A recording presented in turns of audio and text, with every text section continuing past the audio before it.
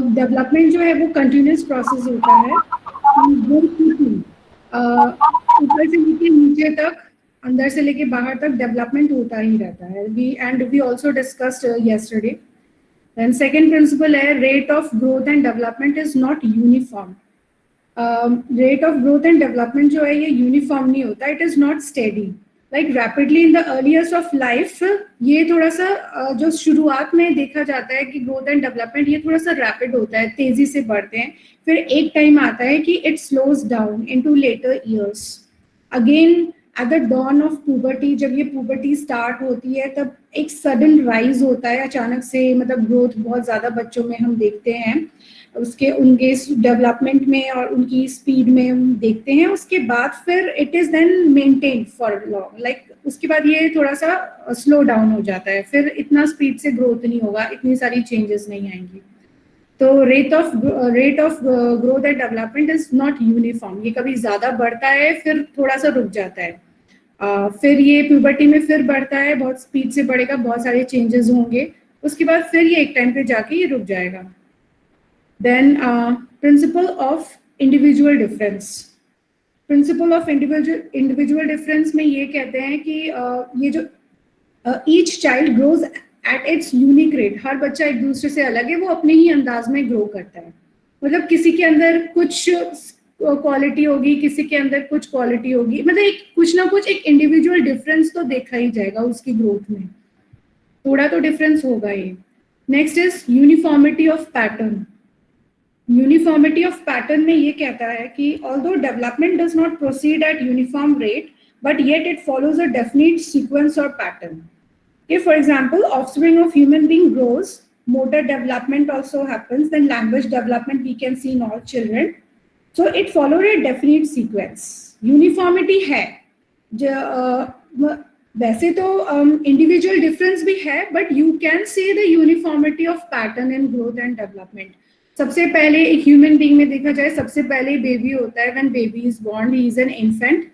उसके बाद फिर वो बोलना शुरू करता है, फिर वो थोड़ा सा अलटना पलटना शुरू करता है, फिर वो बैठना शुरू करता है, बैठने के बाद फिर वो क्रॉल करना शुरू करता है, फिर वो सपोर्ट लेके खड़ा होना ही शुरू करता है, सपोर्ट लेके चलना, फिर उसके बाद चलना शुरू करता है. ये यूनिफॉर्मिटी देखी जाएगी ओवरऑल. और फिर उसके बाद उसकी लैंग्वेज डेवलपमेंट होगी. ऐसा नहीं होगा कि कोई बच्चा बॉर्न हुआ और वो पहले से चलना शुरू कर दिया, इसने बहुत पहले ही ज़्यादा चलना शुरू कर दिया, फिर बाद में दूसरा एक्टिविटी कर, ऐसा नहीं होगा. ये यूनिफॉर्मिटी ऑफ पैटर्न है, एक पैटर्न में ही ये ग्रोथ और डेवलपमेंट देखा जाता है. Next point is development proceeds from general to specific response. Development जो है वो जनरल टू स्पेसिफिक है. जनरल टू स्पेसिफिक मतलब कि पहले तो जो एक्टिविटी होती है एक न्यू बॉर्न की वो जनरल होती है, उसके बाद फिर जैसे जैसे वो बढ़ता है तो वो स्पेसिफिक होती जाती है. For example new born baby है, एक सेकेंड, न्यू बॉर्न बेबी है, वो पहले रोता है, तो जब वो रोता है तो उसकी होल बॉडी इन्वॉल्व होती है. लेकिन जैसे ही उसकी ग्रोथ होती है कुछ टाइम के बाद, सर्टेन स्टेजेस के बाद, तब जब वो रोना होता है तो उसकी जो वो क्राइंग है वो स्पेसिफिक हो जाती है. Like it get limited to its vocal cords and eyes. सिर्फ उसकी गले से आवाज ही निकलेगी वो, और फिर उसके आंसू ही निकलेंगे. वो ऐसे छोटे मतलब बेबी की तरह पूरा बॉडी इन्वॉल्व नहीं होगा. तो यहाँ पे ये जनरल टू स्पेसिफिक हो गया है. And in the same way language development भी जनरल टू स्पेसिफिक हो जाता है. फॉर एग्जाम्पल कि पहले बच्चा जो है किसी को भी डैडी बोल देगा, किसी को भी बोल देगा, लेकिन जैसे जैसे टाइम आफ्टर वर्ड जैसे जैसे वो थोड़ा सा और बड़ा होता है, उसे अब पता है कि ये उसके फादर ये हैं, सबको वो फादर नहीं कह सकता, ये सबको कुछ भी नहीं कह सकता. He uses father for his, मतलब फॉर हिज ओन फादर, वो और किसी को नहीं, तो वो स्पेसिफिक हो जाता है. तो डेवलपमेंट जो है वो जनरल टू स्पेसिफिक है. Next is principle of integration. तो डेवलपमेंट जो है from whole to part and from part to whole, that is general to specific और स्पेसिफिक टू जनरल, ये दोनों ये इंटीग्रेटेड है. It is overall.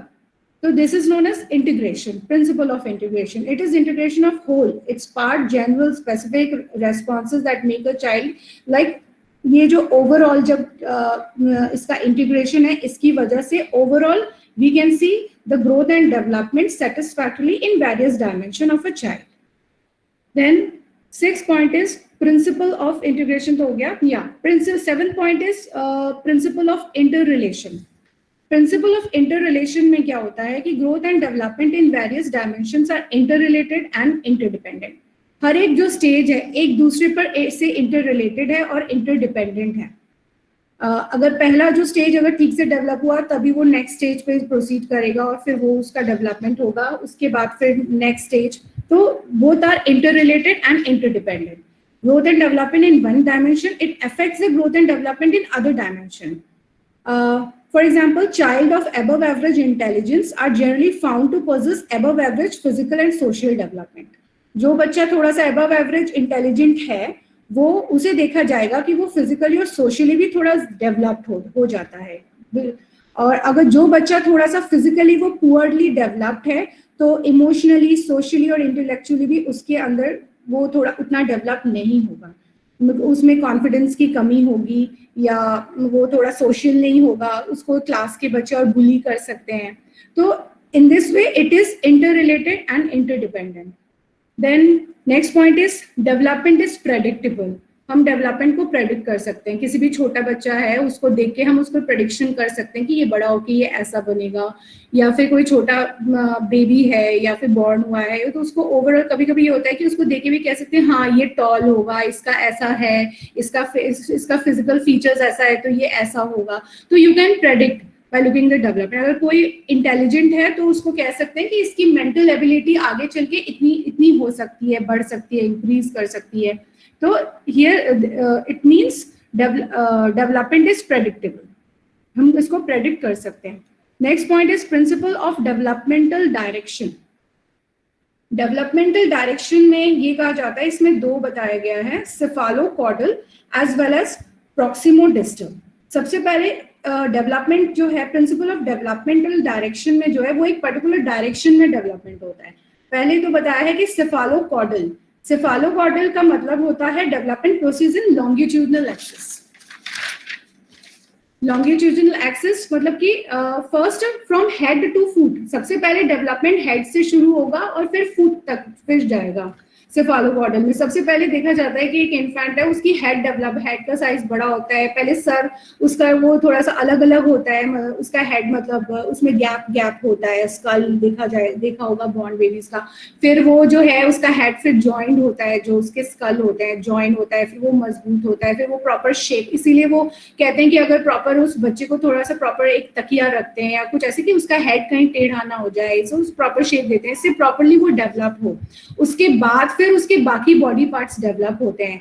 फिर उसका फुट, उसके पैर फिर मजबूत होते हैं, उसके हाथ मजबूत होंगे, उसके पैर. तो head to foot it is cephalocaudal. मैं प्रॉक्सिमोडिस्टल भी है.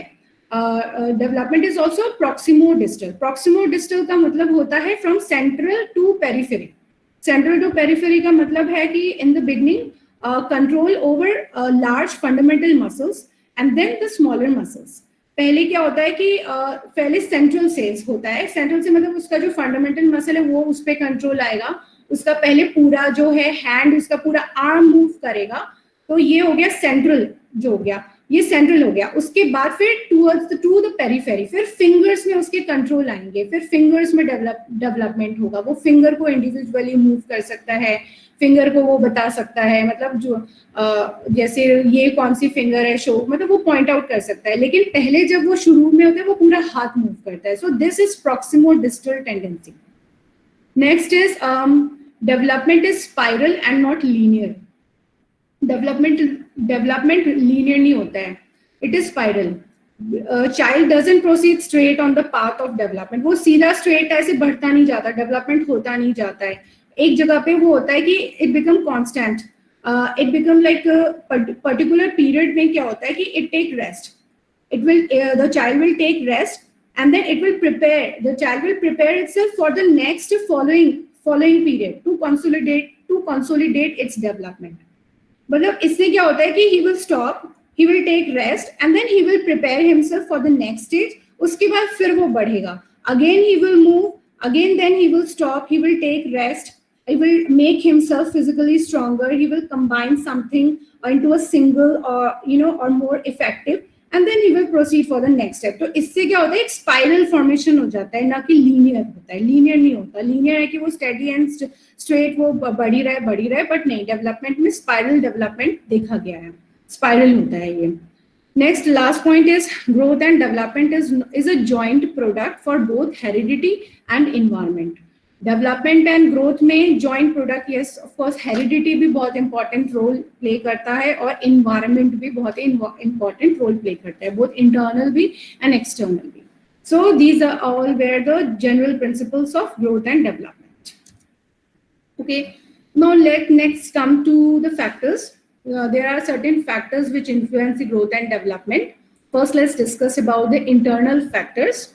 So all those factors which lies within the individual are known as are designated as internal factors. First is heredity factors. We know heredity, what heredity is, कि अगर उसकी जो generation, उसका जो खानदान है, उनमें वो क्वालिटी है, मान लो कि उनके खानदान के लोग बहुत ही इंटेलिजेंट हैं या फिर बहुत ही इस मेंटल एबिलिटी के हैं, तो ये जो हेरिडिटरी कैरेक्टर है ये उनकी अगली जनरेशन में भी दिखेगा। या फिर फिजिकली भी देखा जाए कि उनकी हेरिडिटी ऐसे है कि इनके यहाँ पे सब टॉल हैं, सभी टॉल लोग रहते हैं या ऐसे, तो वो उनके जनरेशन में भी वो ट्रेट, वो कैरेक्टर दिखेगा। तो heredity factors. Next is biological or constitutional factors. Biological or constitutional factors में ये बताते हैं कि children who are physically weak, they have internal disturbances within their physical organs. Then they will show the satisfactory result. अगर वो ill हैं, अगर वो diseases हैं उनको, तो इससे it will affect their mental, social and emotional dimensions also. तो ये बायोलॉजिकल फैक्टर है। Biological factor the nervous system भी है कि nervous system which he inherits, it may affect further growth and development in the cognitive dimension also. अगर मान लो nervous system में कुछ अगर इफेक्ट है तो ये उनकी growth and development in cognitive dimension में उसमें कुछ इफेक्ट हो सकता है उसमें। देन एंडोक्राइन ग्लैंड्स भी है बायोलॉजिकल में, एंडोक्राइन ग्लैंड्स और ductless glands also they secret hormones. अगर इनका ये ग्लैंड अगर ठीक से सिक्रेशन नहीं करता है, कोई एबनॉर्मेलिटी होती है ग्लैंड में या कुछ ज्यादा एबनॉर्मल सिक्रेशन हो जाता है, तो फिर इससे एबनॉर्मलिटी हो सकती है। जैसे कि कुछ ग्लैंड होते हैं, बचपन से देखा जाता है कि कुछ या फिर कुछ टाइम के बाद देखते हैं कि इतना थायराइड का इतना ज्यादा सिक्रेशन हो गया कि गॉइटर डेवलप हो गया या कुछ इस तरीके की उनमें देखा जाता है उनमें। तो अगर ये बायोलॉजिकल फैक्टर अगर प्रॉपर नहीं हुए तो इससे एबनॉर्मलिटी हो सकती है और इससे ग्रोथ एंड डेवलपमेंट भी इफेक्ट हो सकता है। Then next point is intelligence. Intelligence में ये है कि ability to learn, adjust and take the right decision at right time. So intelligent persons they have also control over his emotions and he can carry well with his personal and social adjustment also. अगर किसी में intelligence ज़्यादा है then he is more capable, he is more quick and he can take right decision at right time and emotionally भी वो strong है, वो socially वो adjust कर सकता है. So this will also affect its growth. Intelligence also affects its growth. It is also one of the internal factor. Then emotional factor also. Emotional factor में fear, anger, jealousy इस तरीके के emotions हैं, ये इसका एडवर्स इफेक्ट हो सकता है in normal physical growth and mental growth में भी, इवन सोशल, मॉरल और लैंग्वेज डेवलपमेंट में भी। क्यों ये सारे जो इमोशंस हैं, फियर, एंगर, जेलसी, इस पे ना एक कंट्रोल होना चाहिए। There should be a reasonable control over the emotions. Otherwise, he is sure to suffer in terms of growth and development, and physical and mental health may also be affected. किसी के अंदर jealousy बहुत ज्यादा है या किसी के अंदर हेट्रेड, एंगर बहुत ज्यादा है, अगर उसके अंदर मॉरल डेवलपमेंट उसका इफेक्ट होगा तो फिर definitely he can be harmful to the society and he can also effect himself, bad effect हो सकता है उसके ऊपर। Then next factor is social nature. So social nature में socialization is important. He may learn from the environment more on account of his social nature. Social nature भी important है, उसको social में mingle करना और social होके उसको learn करना, that is also one factor of growth and development. Next, let's talk about external factor. External factor में environment available in the womb of a mother. सबसे पहले external factor में जो है वो inside the womb of a mother during the time of pregnancy. ये भी affect करता है कि अंदर का एनवायरनमेंट कैसा है during the pregnancy, what was the physical and mental health of a mother, और if the child is single और मल्टीपल चिल्ड्रन, और अगर उसको प्रॉपर नरिशमेंट नहीं मिला है, अगर उसे ट्विन हो रहा है या ट्रिपलेट्स हो रहे हैं और ऐसे टाइम पे उसको प्रॉपर नरिशमेंट नहीं मिला है, then it will effect the growth and development. Then next is the quality and quantity of nutrition received by the embryo within the womb of a mother. उनका क्वालिटी मतलब quality food भी मिलना चाहिए, proper quantity में मिलना चाहिए. अगर ये नहीं मिलेगा तो डेफिनेटली एम्ब्रायो पे इफेक्ट होगा और पुअर ग्रोथ होगी. फिर जो चाइल्ड बॉर्न होगा वो अनहेल्दी होगा, उससे बहुत बीमारी होगी. सो दिस एक्सटर्नल फैक्टर जो है ये इफेक्ट करेगा ग्रोथ एंड डेवलपमेंट में. Next point is whether or not embryo has been subjected to harmful radiation or rays. कभी कभी हो जाता है कि embryo जो है वो pregnant woman she may get subjected to harmful radiations or rays, X-ray, और इन सबसे बचना चाहिए pregnant women को. नहीं तो ये affect कर सकता है embryo को, जो fetus inside she is carrying, तो it may affect, harmful effect हो सकते हैं. Then normal और abnormal delivery, कि कोई डिलीवरी में कोई कॉम्प्लिकेशंस अगर आ जाती हैं या कुछ, तो भी ये ग्रोथ एंड डेवलपमेंट में इफेक्ट आगे चल के हो सकता है. अगर नॉर्मल डिलीवरी नहीं हुई या अगर कुछ भी होता है, अगर कॉम्प्लिकेशंस होते हैं, तो फिर it will effect the growth and development of a child. Then any damage or accident to the child in the womb. अगर womb के अंदर child है और ऐसे टाइम में अगर कोई एक्सीडेंट हुआ है या कोई डैमेज हुआ है, तो उसको भी चोट लग सकती है, मे बी ब्रेन पे चोट लग सकती है या कुछ भी. तो इससे क्या हो सकता है कि चाइल्ड हो सकता है कि थोड़ा सा वो मेंटली रिटार्डेड बॉर्न हो गया, या फिर कुछ उसमें प्रॉपर ग्रोथ एंड डेवलपमेंट नहीं हुआ. तो this factor can also affect the growth and development. Next external factor is environment available after birth. पहले तो inside the womb था before birth, that is prenatal, and now we will discuss about postnatal, that is after birth. So after birth होने के बाद फिर accidents and incidents of life. ये important है कि जो बेबी बॉर्न हुआ है वो जिस एनवायरनमेंट में रह रहा है उसको एक अच्छा हेल्दी एनवायरनमेंट मिले, कोई एक्सीडेंट ऐसा कुछ ना हो, जैसे कि कोई वॉर है. मत देखा जाता है ना कि किसी कंट्री में वॉर हो गई है, ऐसे में बेबी बॉर्न हुआ है और फिर कितनी मुश्किल हुई है, उसको कितनी प्रॉब्लम का सामना करना पड़ा है. तो definitely it will effect the growth and development. वो मैल न्यूट्रिशन होगा उसमें, और उसको फिर मैल न्यूट्रिशन होने की वजह से उसको और भी दूसरे डायमेंशन, ग्रोथ एंड डेवलपमेंट के जो दूसरे डायमेंशन है वो इफेक्ट होंगे. Next is the quality of physical environment, medical care and nourishment. Physical environment जो है उसका आसपास का environment है, वो quality उसकी अच्छी होनी चाहिए, उसको proper medical care मिलना चाहिए, जैसे कि vaccines जो होती है वो मिलना चाहिए, और proper food और nourishment मिलना चाहिए. तो that is also important. Then third point is the quality of the facilities and opportunities provided by the social and cultural forces. Yeah, social और cultural forces जो होते हैं, that is also the quality जो उससे जो provide हो, that is also important. Next point is parental and family care received by the child.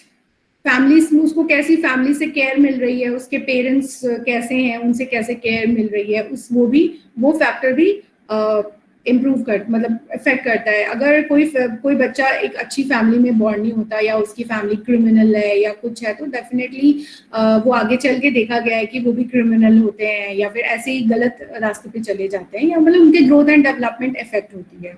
वो आगे चल के उनको पॉजिटिव इन्वायरमेंट नहीं मिलता, तो वो सोसाइटी के लिए भी पॉजिटिव नहीं होते हैं. Then next is economic and social status of a parents and the family. अगर पेरेंट्स का, फैमिली का इकोनॉमिक और सोशल स्टेटस अच्छा है, तो that will also affect the growth and development. अगर वो अच्छे घर का बच्चा है या फिर अच्छे फैमिली में बॉर्न हुआ है, तो that can affect the growth and development. अगर वो इकोनॉमिकली वीक फैमिली में बॉर्न हुआ है, तो उसका इफेक्ट भी उससे नेगेटिव होगा. Then the quality of the neighborhood and surrounding environment. Yes, आसपास का जो उसका environment है वो कैसा है, उसका neighborhood कैसा है, surrounding environment भी उसका effect करता है उसकी growth and development में. The quality of the school received by the child. उसकी schooling कैसी हुई है, किस टाइप की schooling उसकी हुई है, उसकी education, वो भी उसके growth and development में effect करती है. अगर उसे क्वालिटी एजुकेशन मिली है, क्वालिटी स्कूल मिला है, तो फिर वो आगे चल के वो एक रेस्पॉन्सिबल, एक गुड एडल्ट, एक अच्छा सिटीजन बनता है, and he can contribute to the society. The next is the quality of the treatment made available to the child on account of their caste, religion, domicile or citizenship. बच्चे के साथ ऐसा नहीं होना चाहिए कि उसको कास्ट, रिलीजन या उसके डोमिसाइल की ये तो गांव का है, ये तो पिछड़े हुए जगह का रहने वाला है या ऐसा इस या उसकी सिटीजनशिप के बेसिस पे उसके साथ कुछ इल ट्रीटमेंट किया जाए. अगर ऐसा होता है तो फिर this will affect his growth and development और वो आगे चल के if he will become adult तो वो उस पर्टिकुलर लोग के पीछे लोग उसके मतलब वो उसका इम्प्रेशन अच्छा नहीं होगा और एक हेट्रेड पैदा हो जाएगा कि इस कम्युनिटी के लोगों ने उनके साथ बहुत ही गलत किया था और फिर एक हेट्रेड हो जाएगा, एक हेट्रेड. तो फिर ये ठीक नहीं है ग्रोथ एंड डेवलपमेंट के लिए, फिर वो आगे चल के सोसाइटी को अफेक्ट कर सकता है. Next point is the quality of the educational and vocational facilities and opportunities available to the children. Quality of educational या एजुकेशनल फैसिलिटीज और वोकेशनल फैसिलिटीज और अपॉर्चुनिटीज भी अगर बच्चों को दी जाती है तो that will also affect the growth and development. अगर उन्हें अच्छी वोकेशनल फैसिलिटी दी जाती है तो फिर वो बच्चे जो है आगे चल के अच्छे से कुछ अर्न कर सकते हैं जिससे कि वो अपनी फैमिली को अच्छे से रन कर सकते हैं. And then this will they can also take care of their kids and then this will definitely affect the growth and development. The quality of the government, laws and organization of the society to which the child belong. अगर कोई भी बच्चा जो है ऐसी society में या ऐसे जगह पे बॉर्न होता है जहाँ पे गवर्नमेंट लॉज या उसकी ऑर्गेनाइजेशन अगर अच्छी नहीं है, उसमें क्वालिटी नहीं है उसमें, तो फिर there will you can't see the development. जैसे देखा जाता है कि कुछ कंट्रीज हैं जिसमें तानाशाही बहुत होती है और उनको इंटरनेट यूज नहीं कर सकते, वो इंट्रानेट यूज कर सकते हैं. तो you can say that the government laws और ऑर्गेनाइजेशन जो है वो मतलब अच्छी नहीं है जिससे कि उनकी क्वालिटी भी इम्प्रूव नहीं होती. वो कहीं स्टैंड नहीं कर सकते, वो ग्लोबलाइज नहीं हो सकते, वो कम्युनिकेट नहीं कर सकते, वो मतलब वो अपने में ही रह जाते हैं, वो वहीं के वहीं रह जाते हैं और इससे उनका ग्रोथ एंड डेवलपमेंट जो है इफेक्ट होता है. तो गवर्नमेंट का जो लॉ है, ऑर्गेनाइजेशन जो है, ये भी अफेक्ट करती है ग्रोथ एंड डेवलपमेंट में. This is also one of the external factor. The quality of the power and status enjoyed by the country to which the child belongs. Quality of power and status, जो status दिया है जो citizen को country ने, that also affect the growth and development of a child. Next, let's come to educational implications of the principles and growth and development. यहाँ तक clear है सबको? Yes, hello. Okay. Yes. Okay. So I'll proceed. Educational implications of the principle of growth and development. उसके educational implications क्या हो सकते हैं? Physical exercises and activities. हमें एजुकेशनल इंस्टीट्यूशन में बच्चों के लिए ना फिजिकल एक्सरसाइज और एक्टिविटीज वगैरह कराना चाहिए because it will effect their growth and development. Appropriate lectures and sex education. Sex education जो है इस पे अप्रोप्रिएट लेक्चर होना चाहिए. इसमें सबको बच्चों को स्पेशली एडोलेसेंट्स को एजुकेट करना चाहिए जिससे कि वो कोई गलत रास्ते पे ना चले जाएं या फिर कुछ गलत ऐसा कदम ना उठा लें. तो ये पहले ये सब ओपनली डिस्कस नहीं होता था और फिर जब अगर वो ओपन डिस्कस नहीं करते हैं तो ये जो एज होती है एडोलेसेंस से इनको और ज़्यादा क्यूरियोसिटी होती है कि ऐसा क्या है इसमें कि ये छुपाया जाता है. तो ये लोग और ज़्यादा छुप के देखेंगे और ज़्यादा इसमें मतलब इसको देखना चाहेंगे, इसके बारे में जानना चाहेंगे अगर इनको नहीं बताया जाएगा तो. और फिर हो सकता है कि वो कुछ गलत स्टेप भी उठा सकते हैं. तो ये इस पर लेक्चर अप्रोप्रिएट लेक्चर होना चाहिए इंस्टीट्यूशन पे about sex education. Then discouraging tight and sleeveless dress. Yes, institution पे या ऐसे में थोड़ा सा एक रूल होना चाहिए कि sleeveless dress वगैरह स्पेशली क्योंकि ये जो है ये कुछ लाइक ये बैडली इफेक्ट कर सकता है. इट में like harm in other way. कौन से ड्रेसेस कहाँ पहनने चाहिए, जगह देख के पहनना चाहिए, ये चीज़ का इनको बताना ज़रूरी है कि इंस्टीट्यूशन पे आए हो तो you should wear formal dress, not like कुछ भी ऐसा नहीं. यू शुड एक होना चाहिए इनमें कि you should respect the institution. तो एक स्लीवलेस ड्रेस इन सबको ये एडोलेसेंस एज में इन सबको बताना चाहिए इस बारे में कि ड्रेसेस के बारे में. Then sympathetic and affectionate attitude होना चाहिए इनकी तरफ से सिंपैथी होना चाहिए और इनका एक अफेक्शनेट एटीट्यूड होना चाहिए कि yes we care for you, we are there for you. Because ये बहुत ही सेंसिटिव हो जाते हैं इस एज में. एडोलेसेंस एज में, बिकॉज इनके इमोशंस, इनके हार्मोनल सिक्रेशंस ऐसे होते हैं कि इनमें बहुत ही इमोशंस से एकदम बर्स्ट हो रहा होता है, सडनली ये लोग बहुत ज़्यादा खुश हो जाते हैं, एक्साइटेड हो जाते हैं, या फिर ये बहुत ज़्यादा इफेक्ट हो जाते हैं। तो एक सिंपैथेटिक और एक अफेक्शनेट एटीट्यूड होना चाहिए एजुकेशनल इंस्टीट्यूशन में, from the teachers, from the parents. Respecting individuality, उनकी इंडिविजुअलिटी को रेस्पेक्ट करना चाहिए कि yes you are very important, you should play important role, तो एंड ये you like your thoughts, your suggestions, ये इम्पॉर्टेंट है। मतलब इस तरीके से इनको भी रेस्पेक्ट देना चाहिए कि ऐसे नहीं शो करना चाहिए कि तुम्हें कुछ नहीं पता है, तुम चुप रहो, बड़ों से मत बात करो। और क्योंकि जैसे मैंने कल ही बताया था कि ये अभी ना तो बच्चे हैं ना ही ये एडल्ट हैं, तो क्या होता है कि इनको ऐसे भी कहते हैं कि चुप रहो, तो अब तुम बड़े हो चुके हो, बच्चे नहीं हो। लेकिन जब वो बड़े होने की कोशिश करते हैं तो बोल चुप रहो, बड़ों के बीच में मत बोलो, तो ये बेचारे कहाँ जाएं, क्या करें। तो ये चीज अवॉइड करना चाहिए। दे रेस्पेक्ट देयर इंडिविजुअलिटी, कि इनकी भी ओपिनियंस इंपॉर्टेंट है, तो ये चीज बतानी जरूरी है। देन डेमोक्रेटिक एटमॉस्फेयर डेमोक्रेटिक होना चाहिए, डेमोक्रेसी के बारे में इन्हें पता होना चाहिए। और जैसे कि they should express their thoughts, अपनी बातें वो कह सकते हैं, ऐसे नहीं कि इनके ऊपर बहुत ही बिल्कुल स्ट्रिक्ट डिसिप्लिन, इतना ज़्यादा भी बहुत ज़्यादा स्ट्रिक्ट होना भी ठीक नहीं है। डेमोक्रेटिक एटमॉस्फेयर होना ज़रूरी है, अदरवाइज ये लोग बहुत ही इनके अंदर बहुत ही अगर इनको बहुत ज़्यादा इनको दबाया जाएगा, कंट्रोल किया जाएगा, तो एक नेगेटिव इफेक्ट पड़ेगा इनके ऊपर। तो एक डेमोक्रेटिक एटमॉस्फेयर होना ज़रूरी है। देन को-करिकुलर एक्टिविटीज को में इनको इन्वॉल्व करना चाहिए, इससे इनका टैलेंट सामने आता है, और ये इसमें ये लोग टीम वर्क, ग्रुप वर्क, ये सब सीखते हैं। तो को-करिकुलर एक्टिविटीज भी इन्वॉल्व करना चाहिए एजुकेशनल इम्प्लीकेशंस में। Then task of responsibilities, yes, इनको अब रेस्पॉन्सिबिलिटीज देना चाहिए ताकि एक आगे चल के रेस्पॉन्सिबल सिटीजन बने। तो फिर इनको टास्क देना चाहिए।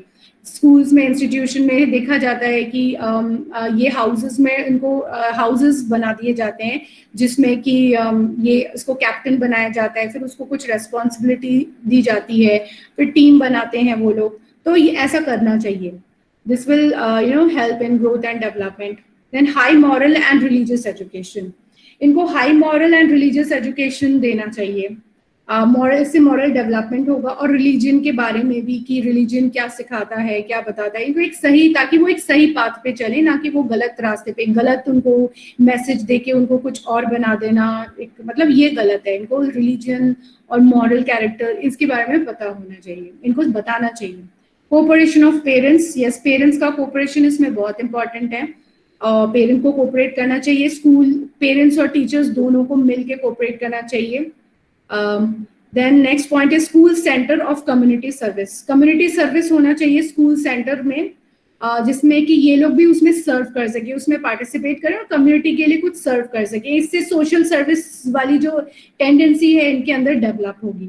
देन गाइडेंस सेंटर होना चाहिए, जिसमें कि काउंसलर होना चाहिए जो इनको काउंसिल कर सके, उनकी प्रॉब्लम्स या कुछ जो भी इनकी प्रॉब्लम्स है कुछ वो डिस्कस कर सके, और एक काउंसलर होना चाहिए। तो एक गाइडेंस सेंटर भी होना चाहिए। करियर काउंसलर भी होना चाहिए कि उनको करियर के लिए सही गाइड कर सके, उनका जो टैलेंट है वो टैलेंट को निकाल के कि तुम्हारे अंदर ये टैलेंट है, ये कैपेबिलिटी है, तो तुम्हें ये पाथ पे जाना चाहिए। तो एक गाइडेंस सेंटर होना जरूरी है। So this was all about general principles of growth